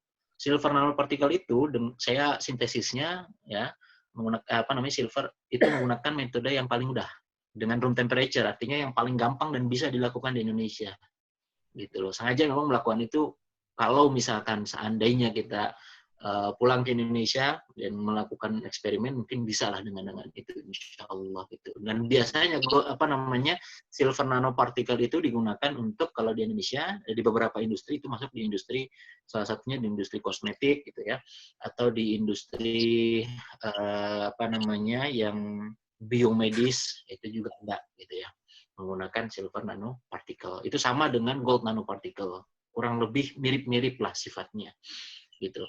Apakah di Indonesia riset ini sudah berkembang atau belum? Sejauh ini untuk di Indonesia berkaitan dengan memory store belum banyak, bahkan mungkin sedikit lah, karena memang proyeksi Indonesia nggak ke sana. Dia mengejarnya bagaimana teknologi bisa langsung tepat guna ke industri, padahal memang tidak semua riset itu bisa ke sana gitu kan. Nah, gitu. Jadi kalau di Indonesia riset ini memang belum berkembang. Apakah rencana berkarir di luar negeri atau pulang ke Indonesia? Allah alam. Ya, sementara ini ya kita juga lagi cari jalan pulang ke Indonesia. Satu sisi juga kita juga cari jalan yang lain-lainnya. Gitu. Ya. Tapi untuk pulang, insya Allah ada gitu rencana-rencana untuk berkarir di Indonesia seperti itu. Ya. Baik, tadi silakan mungkin kita buka untuk penanya yang langsung. Silakan di unmute saja. Ini ada yang sudah bertanya lagi. Saya mau bertanya, Afwan, ini sedikit out of the box. Ini terkait dengan isu pandemi COVID-19, di mana ada yang bilang bahwa ini ada semacam konspirasi. Ujungnya nanti akan dibuat jenis vaksin berbentuk chip yang nantinya ditanamkan ke tubuh setiap orang. Sehingga setiap orang itu akan dikontrol dari jauh, dari pusat kontrol. Apakah hal itu mungkin dengan teknologi 5.0? Gini. Teknologi 5.0 itu lebih kepada memang robot ya, tadi seperti yang saya terangkan tadi, lebih kepada mengaplikasikan artificial intelligence itu ke dalam yang sifatnya komputasi, robotik dan seterusnya. Adapun COVID-19 ini memang banyak sih ya berkembang isunya segala macam gitu sampai kepada konspirasi. Nah, pertama yang harus diluruskan adalah bahwa COVID-19 ini sampai saat ini yang saya baca penelitiannya itu dia bukan diproduksi dari lab. Itu yang harus ditegaskan bahwa bahkan sampai para ilmuwan itu sudah lelah katanya untuk menjelaskan bahwa yang namanya virus ini yang terbaru ini bukan produksi lab. Bukan karena kebocoran di lab, bukan. Itu sudah dijelaskan, bahkan ada publikasinya. Dari mana taunya itu bukan diproduksi dari lab? Karena sequence-nya atau nggak bisa sekompleks ini gitu. Yang namanya percobaan di skala lab itu biasanya hanya memutasi 1 atau 2 parameter saja. Aduh. 2 aspek saja. Tapi COVID-19 itu daya rusaknya kan luar biasa. Gitu ya. Dan sampai sekarang memang ilmuwan belum ada yang mengetahui bagaimana sifat lengkap daripada virus ini dan bagaimana treatment yang pas untuk mengatasi virus ini. Jadi memang belum ada. Adapun berkaitan dengan society teknologi 5G itu yang dikaitkan isunya dengan 5G ya. 5G, 4G, 3G itu satu rumpun. Artinya ini gelombang elektromagnetik ya, gelombang elektromagnetik untuk mentransmisi data. Data apa? Data seluler, misalkan panggilan, data pesan, dan segala macam itu sebenarnya. Kalau dibandingkan dengan COVID, COVID itu biologi. Virus itu harus nempel sama inangnya. Kalau nggak nempel, dia nggak hidup. Sekarang bagaimana caranya? Bagaimana logikanya kita menghubungkan antara transmisi gelombang elektromagnetik dengan virus? Ini nggak nyambung dua hal ini, gitu loh. Jadi makanya kalau dikaitkan dengan 5G misalkan, ini hoax, tentu hoax ini, gitu. Karena apa? Dari sisi penjelasan ilmiahnya nggak nyambung, gitu. Seperti itu ya. Jadi itu. Adapun nanti berkaitan dengan chip dan segala macamnya, saya kira apa namanya, yaitu pembahasannya agak berbeda. Apakah kemudian bisa dikontrol orang tersebut? Wallahu alam ya. Saya belum baca lebih lanjut tentang yang itu. Jadi kurang tahu lebih banyak. Yang saya tahu tadi bahwa virus ini bukan apa namanya? Bukan buatan manusia ya. Jadi dia memang ada sendirinya gitu kan. Karena melihat dari beberapa strukturnya itu nggak mungkin gitu ya, sudah diteliti juga, sudah dibuktikan juga skala lab, jadi tidak memungkinkan itu, dan kemudian tidak ada hubungannya dengan 5G. Bahkan kalau di negara Eropa itu berapa tiang pemancar 5G itu sudah dirusak oleh warga karena kemakan isu itu. Padahal kalau kita berkaca antara 5G, 4G, 3G itu semua transmisi elektromagnetik. Sedangkan virus ini ya sifatnya biologi, dia harus nempel sama inangnya supaya hidup gitu ya. Adapun kalau misalkan mau didekatkan antara virus dengan gelombang elektromagnetik, ini bisa saling berlawanan sebenarnya. Nanti ada penelitiannya, misalkan Dr. Warsito yang menggunakan gelombang elektromagnetik untuk melawan, bahkan justru malah dengan adanya sinyal boleh itu justru malah bisa meniadakan atau menihilkan, mengurangi gerak daripada virus itu sendiri. Itu boleh jadi begitu. Bahkan bukan mentransmisikan bahkan gitu ya. Baik, Ustaz. Ini mungkin ada 2 pertanyaan lagi di chat ya. Ini bisa digabung aja, Ustaz ya. Yang pertama mungkin hampir sama ya. Izin bertanya via chat, Ustaz. Untuk proyek AI yang sudah dijalankan apa saja dan bidang apa? Nah, ini kemudian yang kedua, izin bertanya, Tad, saya Rizka, apa tantangan terbesar dalam mempelajari AI dan bagaimana pengalaman Ustadz mengatasinya? Kebetulan semester depan saya berencana mengambil mata kuliah Application of AI in Energy System. Ini mahasiswa berarti, Ustadz. Ya. Untuk proyek AI yang sudah dijalankan itu sejauh ini masih berkutat di software. Pendekatan software. Pendekatan software itu maksudnya apa? Pendekatan software yang saya maksud di sini adalah kita bikin semacam program ya. Bagaimana programnya itu nanti konsepnya mirip dengan ada yang disebut dengan deep learning gitu ya, ada reinforcement segala macam. Itu mainnya sebenarnya cuma di program saja ya. Jadi kalau misalkan kita punya Python gitu kan, ada Python programming, itu yang paling mudah itu. Maksudnya paling mudah itu dalam artian ya tinggal ada di depan komputer, kemudian apa namanya, ada softwarenya gitu kan, kemudian dikembangkan gitu. Kurang lebih seperti itu gambarannya gitu. Sekarang baru sampai di sana untuk yang software. Adapun yang hardware ini memang butuh waktu yang agak lama. Ini memang baru dimulai semenjak ditemukannya memory store tadi, kemudian orang sudah melihat ke arah sana gitu. Pengenalan dari memory store ini kan tahun 71, tapi baru mulai dipakai lagi tahun 2008 semenjak ditemukannya memory store atau dibuktikannya adanya memory store oleh grup peneliti dari HP atau dari HP. Nah, HP Lab. Kalau pernah lihat ada merek HP, nah itu maksudnya merek HP. Itu ya, Hewlett Packard gitu ya. Jadi itu yang sudah dijalankan memang selama ini, sejauh ini yang sangat memiliki, yang sudah terlihat dampaknya cukup besar itu adalah di bidang programming gitu ya. Itu sampai bisa mendiagnosa, bahkan akurasinya lebih tinggi daripada diagnosa dokter itu sendiri. Jadi itu sampai seperti itu, AI yang di bidang software.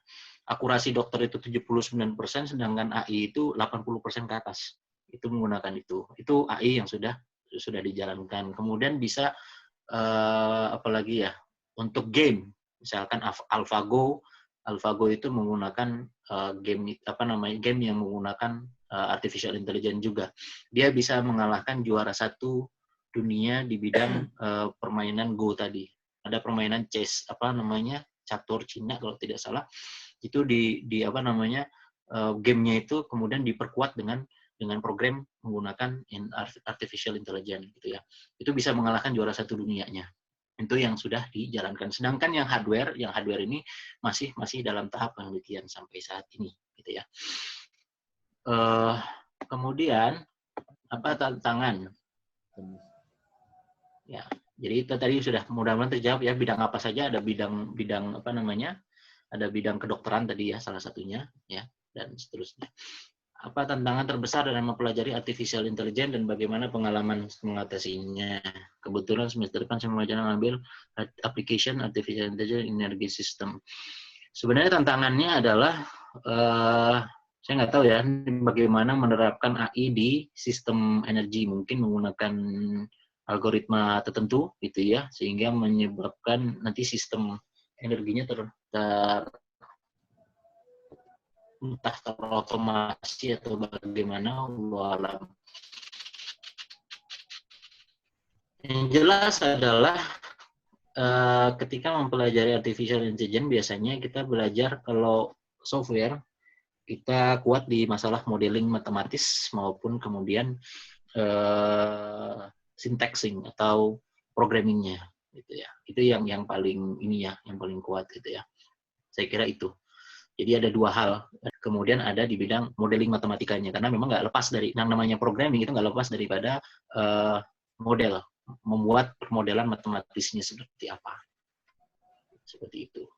Ya Allah alam, itu saya kira yang harus dihadapi. Kalau saya pribadi, saya belum sampai kepada tahap yang apa namanya menggunakan programming ya. Walaupun memang penelitian saya itu nanti ini yang sekarang saya sedang kerjakan itu harus menggunakan program untuk mensupervisi, yang mensupervise output daripada apa namanya output dari device yang saya buat gitu ya. Itu harus dipersupervisi supaya bisa menghasilkan apa yang kita inginkan gitu ya. Itu sedang kita lakukan gitu. Tapi kalau untuk yang saya pribadi tidak terlalu sulit karena kita cuma model matematikanya sederhana gitu ya, nggak terlalu rumit.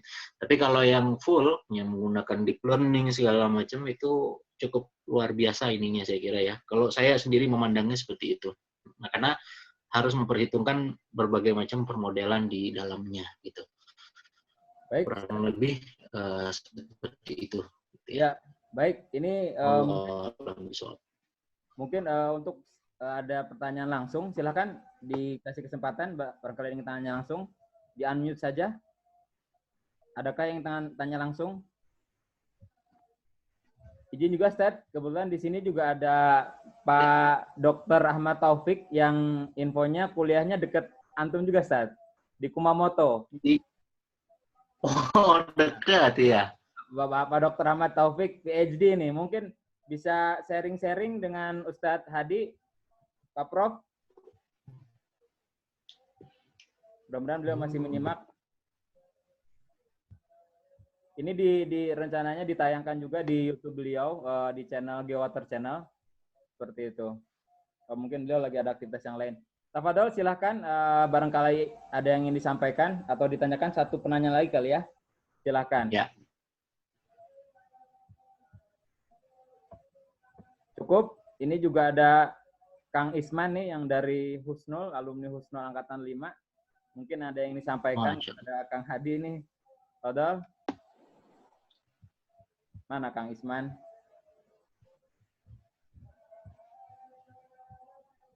Cukup? Barangkali ada yang ingin tanyakan di chat?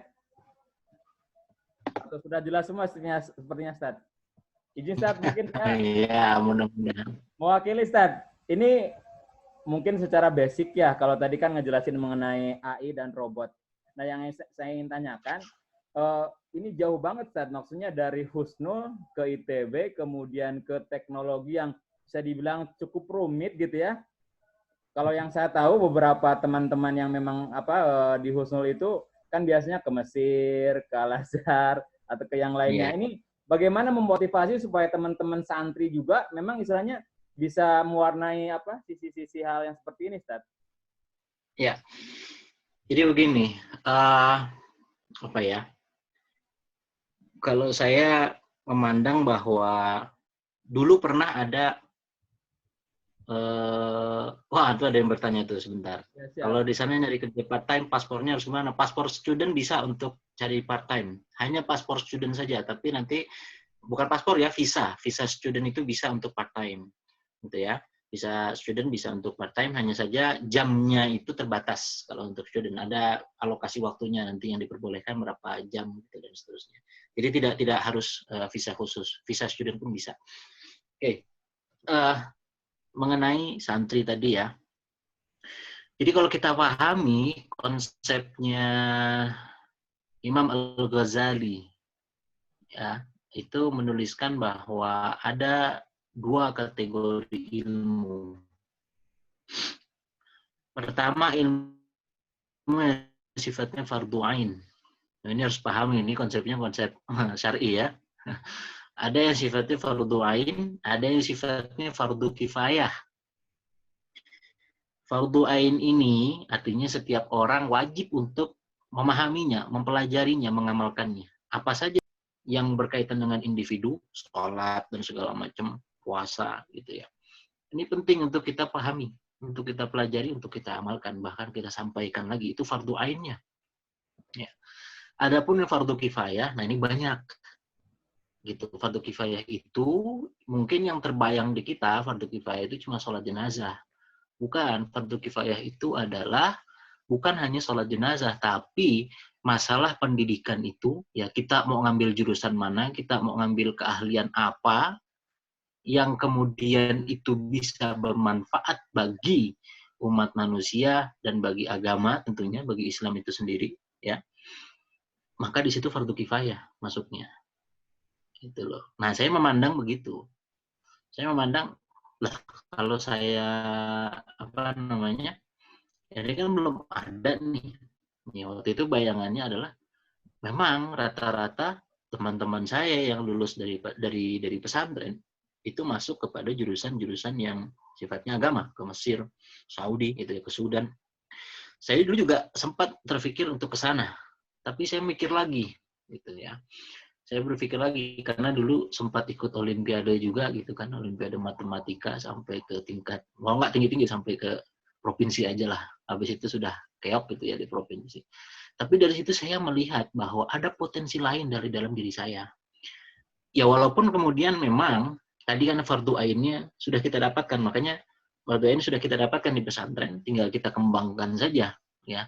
Bagaimana cara mengembangkannya? Wah, sering aja baca membaca segitu banyak literatur keislaman gitu ya. Ada banyak kok buku-buku keislaman itu, ada banyak kitab-kitab para ulama salafus soleh terdahulu dan seterusnya gitu ya. Itu banyak sekali yang bisa kita dapatkan dari sana, informasi-informasi dari mereka. Sampai sekarang pun saya juga masih punya di laptop saya ini ada maktabah syamilah kok. Gitu. Ada yang 7.000 atau berapa ribu kitab gitu di dalam maktabah saya, itu masih ada sampai sekarang terinstall dan saya suka baca gitu. Ya. Nah, lalu apa namanya? Saya mencari fardu kifayahnya ini apa? Kalau saya ikut bersaing dengan mereka, kontribusinya nanti kita cuma stuck di sana. Padahal kalau kita lihat dari latar belakang santri di Indonesia, santri itu yang membebaskan bangsa itu, bangsa Indonesia. Santri yang ikut berjuang memerdekakan negara kesatuan Republik Indonesia. Yang belum ada adalah bagaimana peran santri untuk melanjutkan perjuangan itu. Ini kemerdekaan sudah, ya, membentuk kemerdekaan, ya, itu para ulama semua dulu tuh, itu santri semua gitu loh. Yang berjuang di medan perang itu santri semua, santri juga gitu kan. Tinggal sekarang bagaimana peran santri itu lebih diperluas lagi, bukan hanya sempit di masalah yang itu, ya. Bukan cuma itu, tapi kita perluas ke bidang-bidang yang aspeknya sifatnya tadi fardu kifayah ini. Yang misalkan belum ada nih ahli matematika yang kemudian bisa menggandengkan dengan yang terinspirasi dari Al-Quran kemudian menemukan sesuatu, ya kita masuk di sana gitu. Oh, ini ada ini nih, apa namanya? Ada paham-paham ini nih di bidang ini misalkan. Ada feng shui misalkan. Itu kan paham-paham yang bukan Islam gitu, bukan berlandaskan daripada Allah Subhanahu wa taala gitu kan. berarti ini ada kesempatan bagaimana cara kita menjelaskan dalam perspektif Islam di bidang ini seperti apa gitu. Menerjemahkannya begitu gitu. Makanya kemudian saya putuskan karena memang saya punya kecenderungan di bidang yang lain gitu kan. Maka saya cuma berpikir, saya punya amanah nih di bidang yang ini, gitu, yang kemudian harus saya kembangkan dan kemudian sebisa mungkin saya bisa berkontribusi di bidang ini. Untuk apa? Untuk membuktikan bahwa santri itu juga bisa berkontribusi di bidang ini. Juga bisa berkontribusi di luar bidang yang sifatnya secara kasat mata itu di luar daripada Al-Quran dan Sunnah. Secara kasat mata. Padahal kalau kita mau tarik itu sumber inspirasi semua itu dari Al-Quran. Bahkan pengembangan ilmu pengetahuan dahulu oleh para ulama, kita bisa lihat Al-Khwarizmi itu dapat angka 0 itu dari mana? Ya. Kemudian Jabir Ibnu Hayyan itu sebelum dia berkecimpung di bidang kimia, hafal Quran dulu. Kenapa kemudian kita nggak ikut jejak-jejak itu? Padahal di dalam Al-Quran itu tidak kurang dari 800 ayat itu sifatnya ayat kauniyah. Dan kita belum mencoba untuk mengeksplor itu saat ini. Gitu loh. Kenapa nggak kemudian kita mencoba mengambil inspirasi dari Al-Quran itu untuk kita buat sesuatu? Namanya inspirasi berarti kan kita harus tahu nih, apa yang bisa kita ambil. Sama seperti ayat yang tadi saya sitir di awal. Sanurihim ayatina fil afaqi wa fi anfusihim. Anfusihim. Kita nggak tahu sebenarnya kekuasaan Allah di dalam diri kita apa. Tapi kita pelajari diri kita.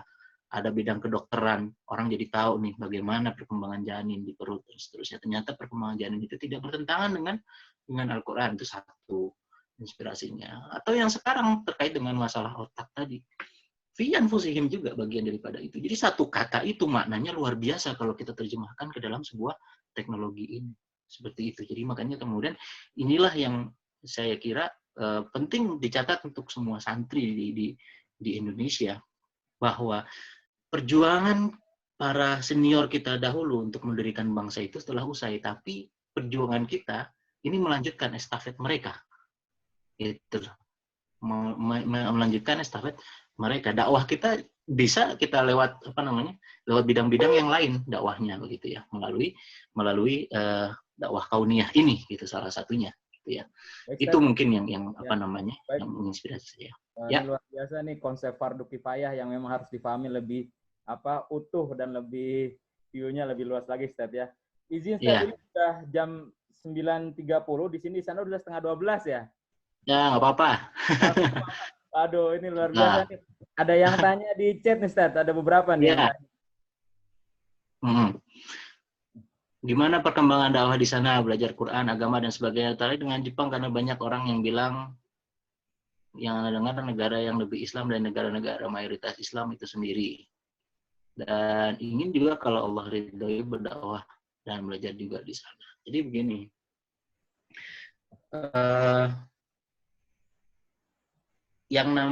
Yang paling gampang dakwah itu adalah kalau saya bahasakan seperti kupu-kupu. Kupu-kupu itu tanpa berbicara, dia mengepak dengan kepakan sayapnya yang indah saja, itu bisa membuat orang terkesima melihatnya. Ya, jadi konsepnya konsep kupu-kupu aja, gitu ya. Sama seperti itu. Kita bisa gitu loh. Apa yang membedakan antara kita dengan Jepang? Kita itu punya konsep yang datangnya dari Allah langsung berupa akhlak. Kata Rasulullah SAW, innama bu'ithu liutammima makarimal akhlak. Bahwa sebenarnya tujuan daripada diutusnya aku ke muka bumi adalah menyempurnakan akhlak. Akhlak itu lahirnya dari mana? Akhlak itu lahirnya dari ibadah sebenarnya. Akhlak itu lahirnya dari ibadah. Sholat itu melatih akhlak kita tuh.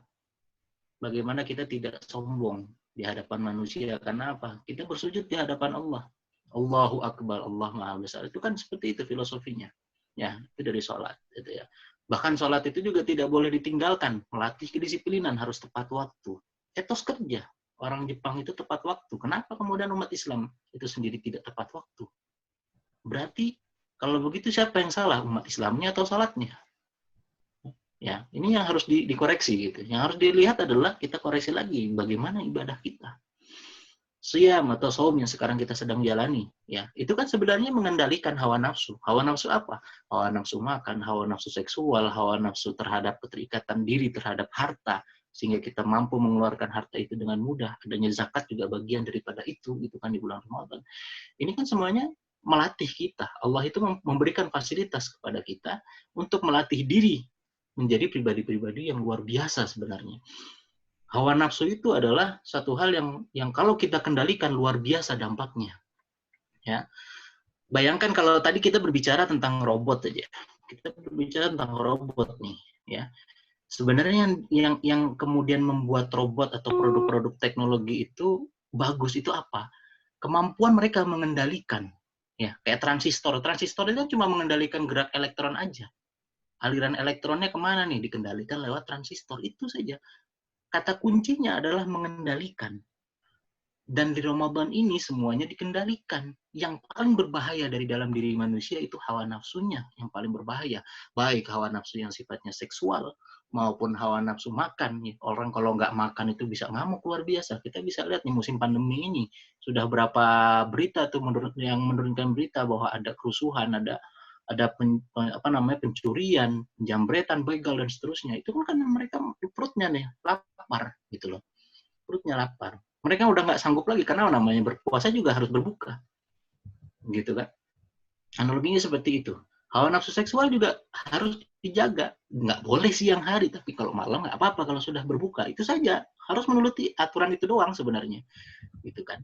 Ya, itu. Jadi kalau misalkan kita mampu mengendalikan hawa nafsu, luar biasa produk manusia ini. Kenapa? Sesuatu yang bisa terkendali, terkontrol, outputnya itu luar biasa. HP itu kan, HP, laptop, segala macam produk teknologi ini, karena kita berhasil mengendalikan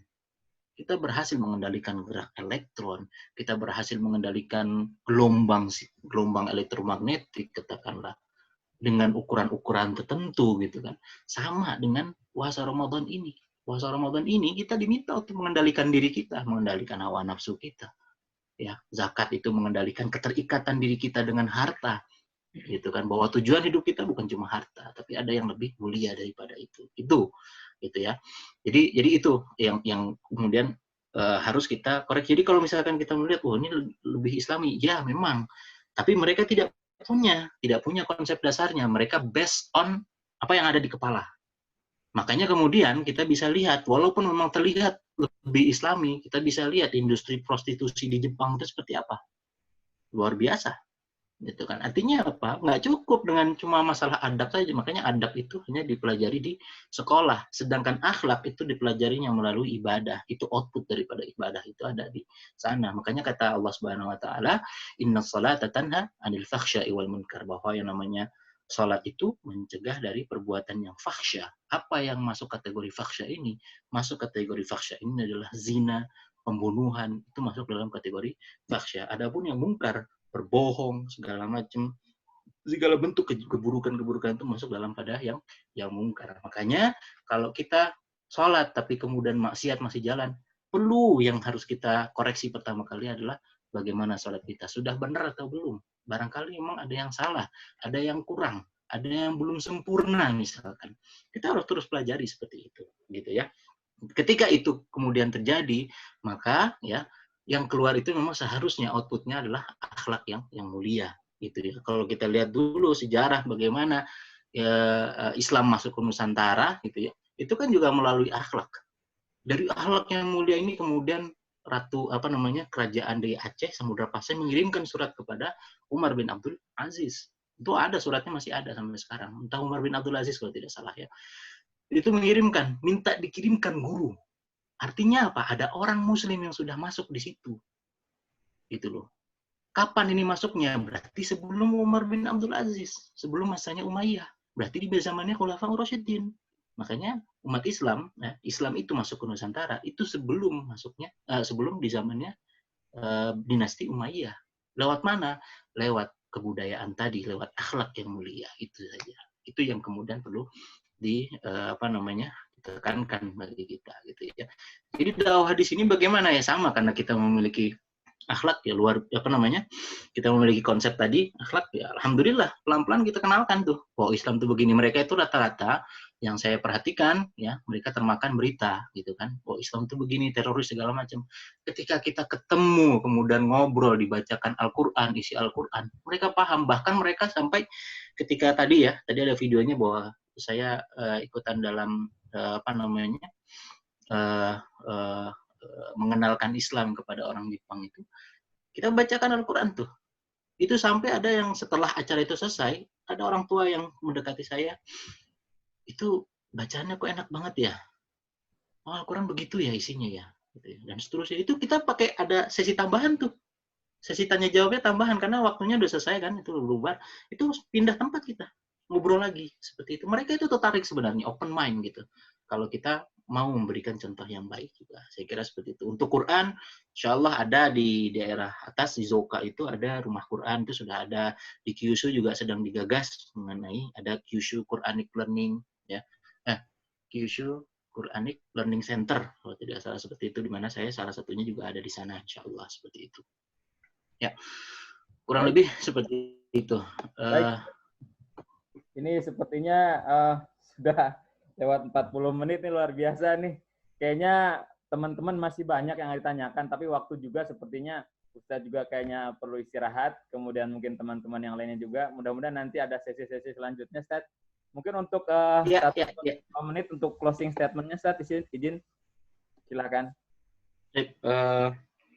Ya, sebagai penutup, sebagaimana tadi yang sudah saya sampaikan, ya mudah-mudahan itu ada manfaatnya. Jadi intinya adalah ini apalagi sekarang dalam nuansa Hardiknas Pendidikan Nasional, maka satu hal yang kemudian harus kita catat adalah bagaimana yang namanya pendidikan itu harus kemudian mampu meningkatkan output dari pendidikan itu, mampu meningkatkan daya saing bangsa, gitu ya, daya saing bangsa, bahkan sampai kepada akhlak segala macam gitu. Jadi makanya harus ada sesuatu yang berbeda. Gitu. Kenapa? Karena pendidikan itu sifatnya dinamis sebenarnya, tapi di Indonesia tidak dinamis. Di Indonesia itu statis. Dalam artian dari dulu sampai sekarang kurikulumnya sama, begitu saja, cuma diubah dikit aja. Tidak ada yang begitu esensi gitu ya, diubah. Nah, ini yang harus kita camkan. Kemudian yang lainnya adalah bahwa untuk meningkatkan daya saing bangsa tadi, maka berpikiran kritis itu juga ada, gitu kan. Dan kemudian juga apa namanya, kita sebagai umat Muslim, terlebih lagi yang mungkin diantara kita ini ada yang mendengarkan adalah santri gitu ya. Jangan pernah malu dengan status diri sebagai seorang santri, atau merasa bahwa kita ini warga kelas 2 yang tidak apa namanya, tidak tahu banyak tentang kehidupan duniawi atau bagaimana berkontribusi. Tidak. Jangan malu dengan hal itu. Tunjukkan saja kepada mereka kontribusi kecil kita tuh apa. Kita pupuk dari sekarang.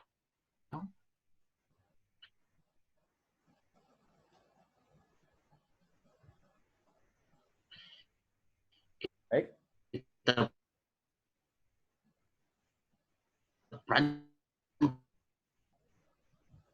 rancang rencana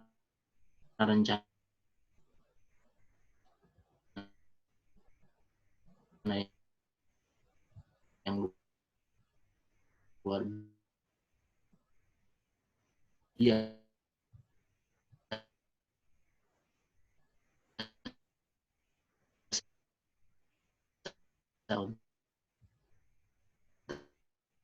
untuk hidup kita.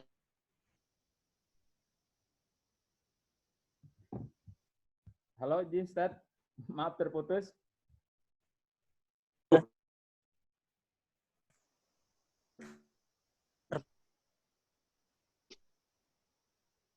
Putus.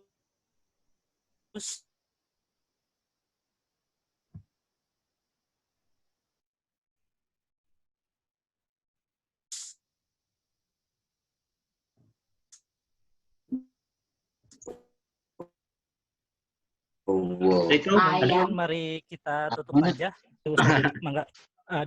Kita masuk ke taksi lo masanya jadi sasarannya.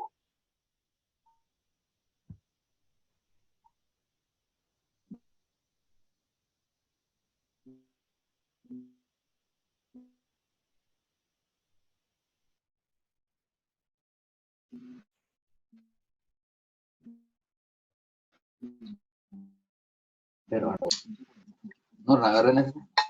Enggak usah tuh kadang.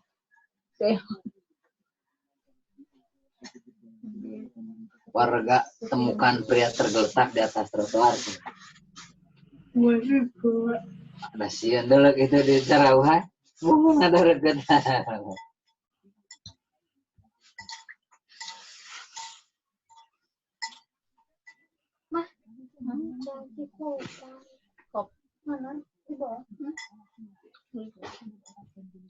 Kue tidak sana.